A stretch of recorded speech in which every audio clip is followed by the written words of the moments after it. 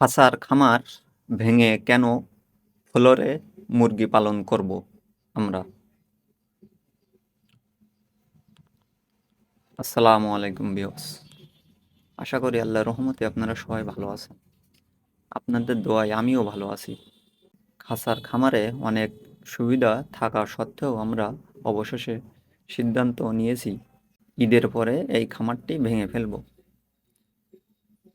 মূল কারণ হলো আমাদের খামারটি ৫ তলার উপরে টাউনের ভিতরে অবস্থিত এবং আশপাশে অনেক বাসাবাড়ি রয়েছে। ফলে মুরগির মল সরাসরি নিচে ফেলাই বা নির্দিষ্ট স্থানে নেওয়ায় দুই ক্ষেত্রেই বিভিন্ন ধরনের সমস্যার সম্মুখীন হতে হচ্ছে। যদি এটা গ্রামে বা নিচের তলায় হতো তাহলে পরিস্থিতি ভিন্ন হতে পারত।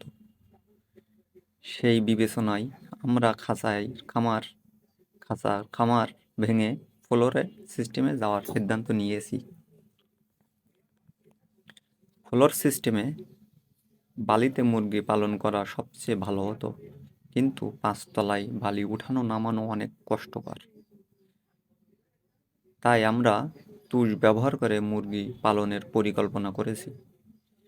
কারণ তুষ হালকা এবং ব্যবস্থাপনা তুলনামূলক সহজ। নতুন খামারের দৈর্ঘ্য হবে ৪৫ থেকে ৪৬ ফুট এবং প্রস্থ হবে ১৫ ফুট। এখানে আনুমানিক ৯০০ থেকে ৯৫০ মুরগি পালন করা যাবে ইনশাআল্লাহ। ঈদের পরে কাজ শুরু করব, তখন এই বিষয়ে একটি ভিডিও বিস্তারিত শেয়ার করব। আপনাদের যদি কোনো প্রশ্ন বা মতামত থাকে তো অবশ্যই কমেন্টে জানাবেন। ধন্যবাদ সবাইকে। আসসালামু আলাইকুম। আমাদের মাঝে র্যাগিং এর বিষয়ে ছোট্ট একটি ভিডিও নিয়ে আসলাম। এই যে দেখেন, র্যাগিং মেশিন দিয়ে আমরা লিডার নাড়াচ্ছি। এই দেখেন, জাস্ট এ মাথা থেকে ও মাথা চালাই গেলেই হবে। এই দেখেন, একদম হাতে নাতে দেখেন। এই যে দেখেন, আজকের